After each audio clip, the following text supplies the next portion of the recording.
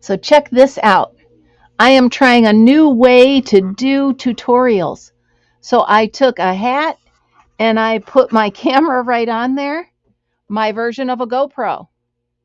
It's called a Be Creative camera. How's that? Okay, so let's start. Those of you that have an Addi, you know pretty much how you got to cast on. So let's go ahead and you're going to go behind and front, behind and front, all the way around, behind and front,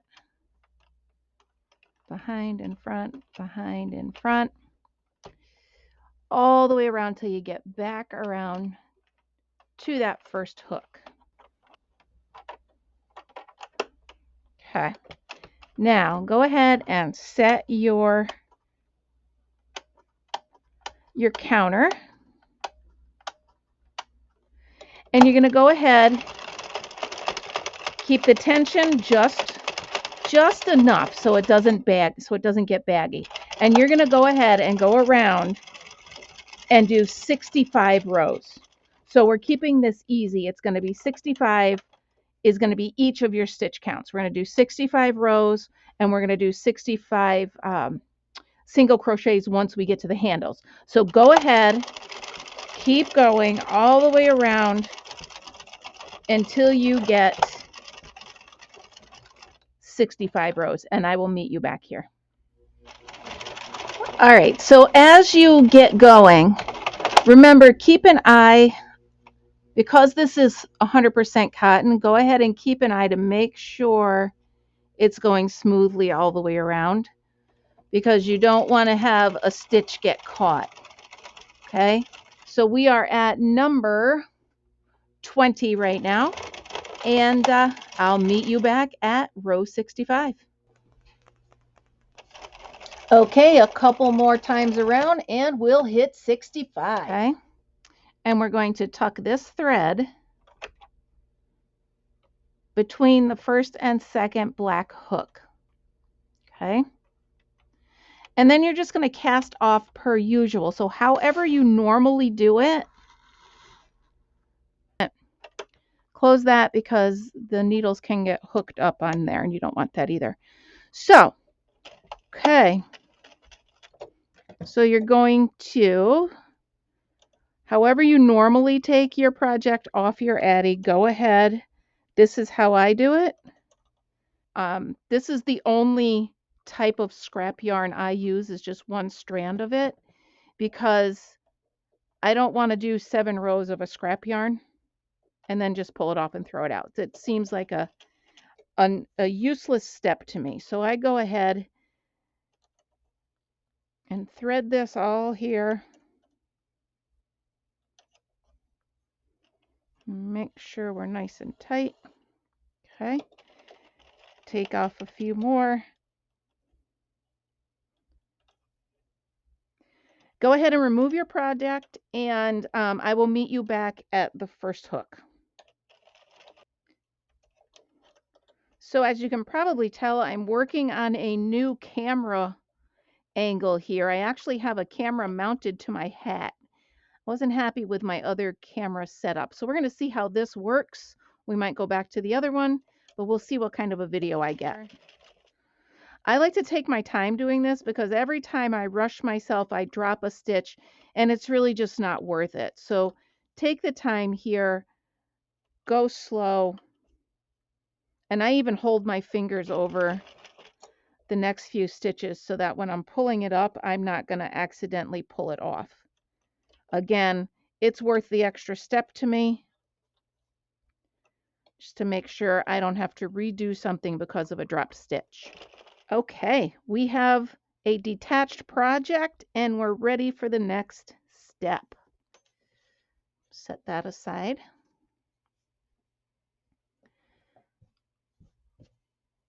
Now, you're going to see why I chose a contrasting color, because I want to be able to see where this stitch is, because that's going to become the base.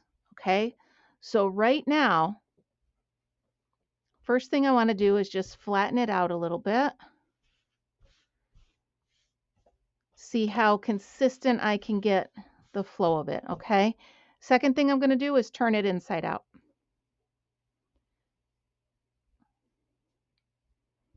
Now we've got the wrong side out, so that way when I do the seam on the bottom, the seam's going to fold in and we won't have a visible seam at the bottom. Here's where you grab your crochet hook. I'm using a 4.5. Okay. I'm right-handed, so I crochet from right to left. I'm using this extra yarn to make the seam. And that way, I can see where the seam is, I can see what I'm doing, and I know where to start and stop all stitches.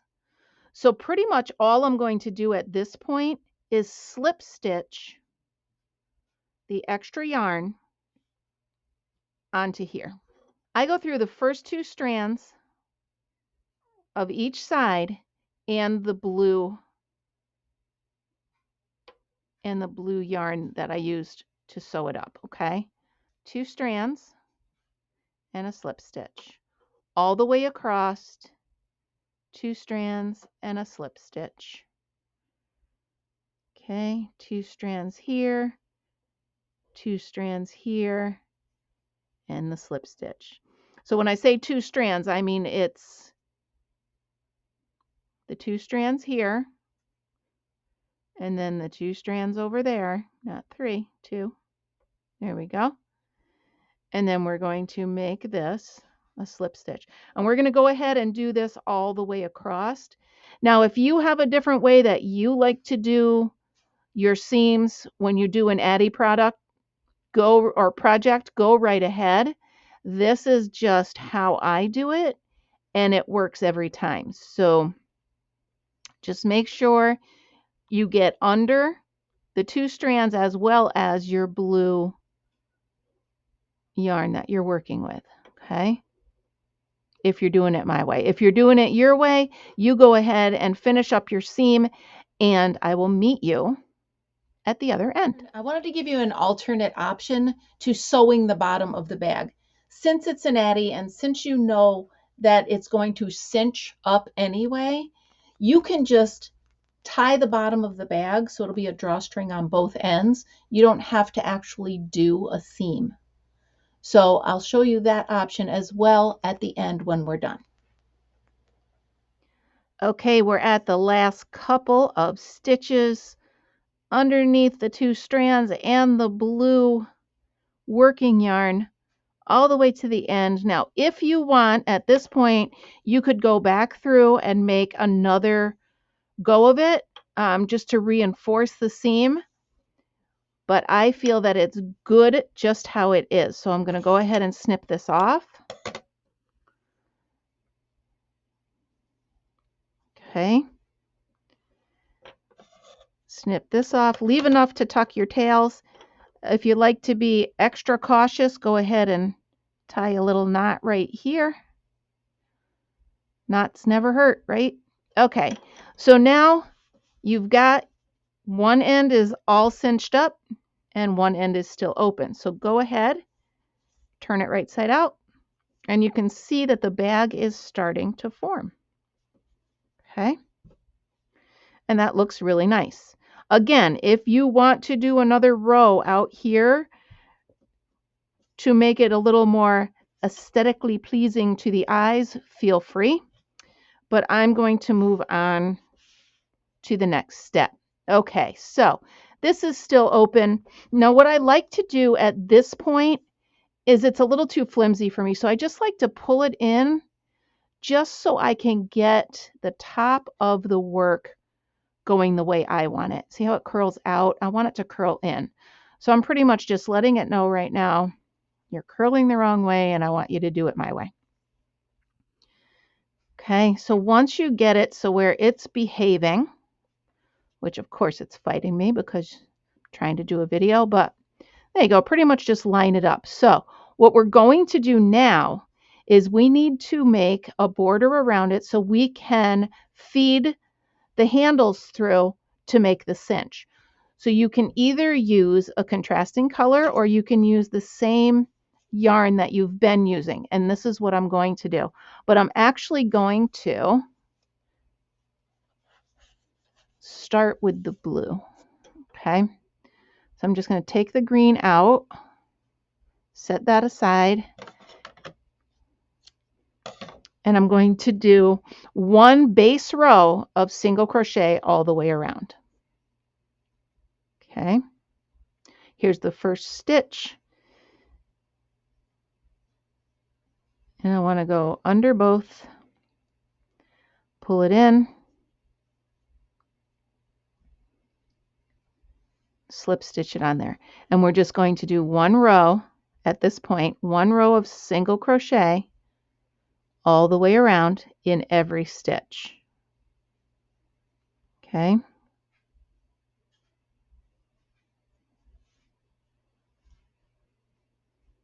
Right. Oh, see the little splitty. There we go. One single crochet all the way around. Meet me back when you get over back to the beginning.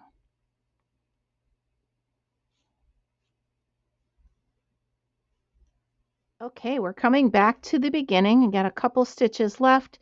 All you're going to do, once you get here, you're going to slip stitch into the first single crochet. Okay, right here. Okay, after your slip stitch, you're going to chain 2. You're going to go into the very first stitch, do a double crochet, chain 1, do not skip 1. Okay, you're going to chain 1, but you're going to go into the very next stitch and do a double crochet. So that's what you're going to do all the way around. Chain 1, double crochet, go into the next. Chain 1, double crochet, go into the next. Remember, you're not skipping a stitch. You're going right back into the very next one. We're just making a bigger space between the 2 stitches. So go ahead all the way around. You're going to do double crochet, chain 1, and then you're going to go right back into the next and double crochet. Okay, chain 1, double crochet, chain 1, double crochet, chain 1. One more time, you're going to do double crochet, chain 1, and double crochet right back into the next stitch. Go ahead and finish that, and I will meet you back at the beginning. Okay, we're coming down to the last few stitches, so keep going until you get to the very last one, and you're going to slip stitch into the last stitch and then go ahead and fasten off. Go ahead and tie off. Okay, there we go. Slip stitch into the last one.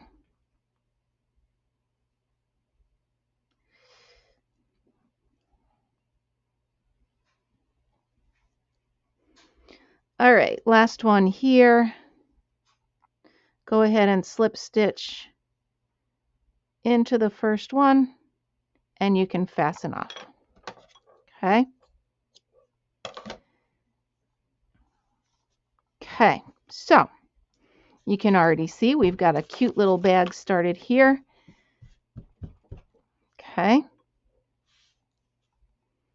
And it's okay that this shows here because we're really not going to see that part.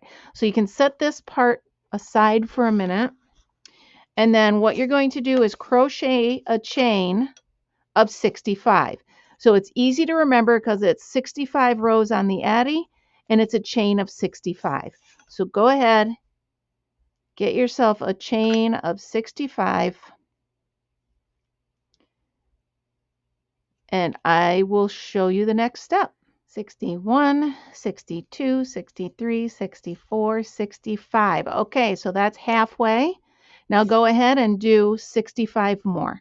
And I did it that way just so you can remember the number 65. So it's 65 and then go ahead and chain 65 more. 62, 63, 64, and 65. Okay. Go ahead, snip that off, and set the yarn aside. Give yourself some working room. So here we are. Now the actual straps of the little backpack are going to be the drawstring. So you want to lay your little bag flat and you want to find the middle. Okay. You can actually take that, sew in the rest later. So you want to find the very middle of it and go ahead and put a stitch marker on there so you know where you're going. Okay, that's the center of it. You want to make sure when you're done feeding this through that you come out in the middle of the bag so everything evens out. Okay, so I make sure I get the ends of it fairly even and I start feeding through. Okay, so first thing you're going to notice is that I do have a different color project here because I had to switch. For some reason, the video I took disappeared on my computer. I'm no IT person, but we'll let that go. Okay, so like I was saying, you want to make sure these are even lengths. And then you're going to thread the needle. And go ahead and you're going to weave it every other one.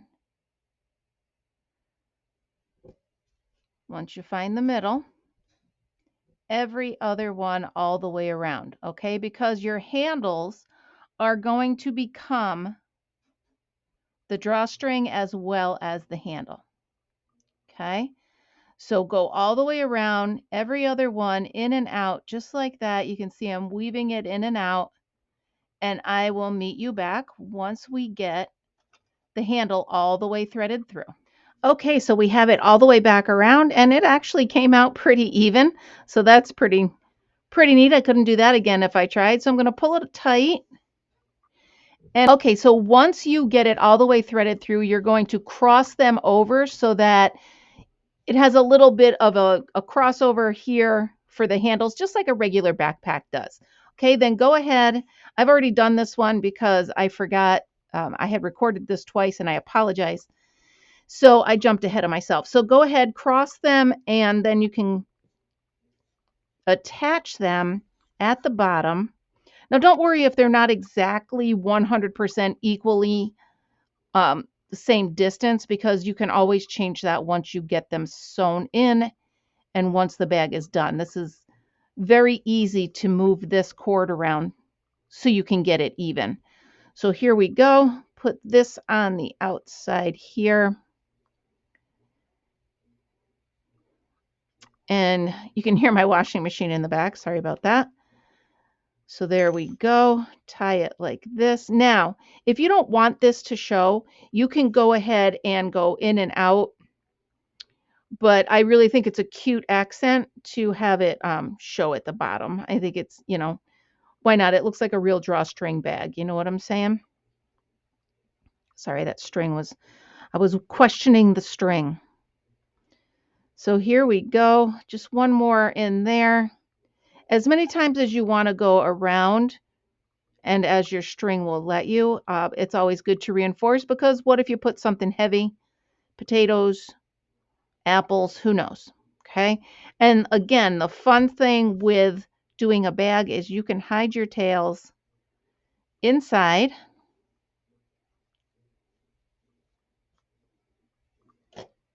And they're never to be seen or heard from again. Obviously, I will flip it inside out and tie and hide them in a little bit better. But for the sake of this tutorial, we'll just leave them hidden inside for this moment. And I'm going to take this little teeny tail. And again, side note, make yourself a longer tail when you're starting the chain. Okay, here we go. That is the backpack version of my market bag. So you can see here is their market bag. I do like their version, and I did make their version, but here is my version of a market bag made on the Addi. Okay, so we are done with their version and my version, and I love it. So I'm going to go ahead and make a bunch of these and not only use them, but bring them to sell at the farmer's market when the time comes. And maybe I'll put a couple of them up on Etsy because they're really cute. So which one do you like better? Do you like the cinched bottom or do you like the flat bottom? I'll make a few, make them an option. So there we go. All right. Thank you so much for watching my tutorial. Hopefully I went slow enough and I was clear enough. And the fact that I had the camera on my head didn't mess things up too much.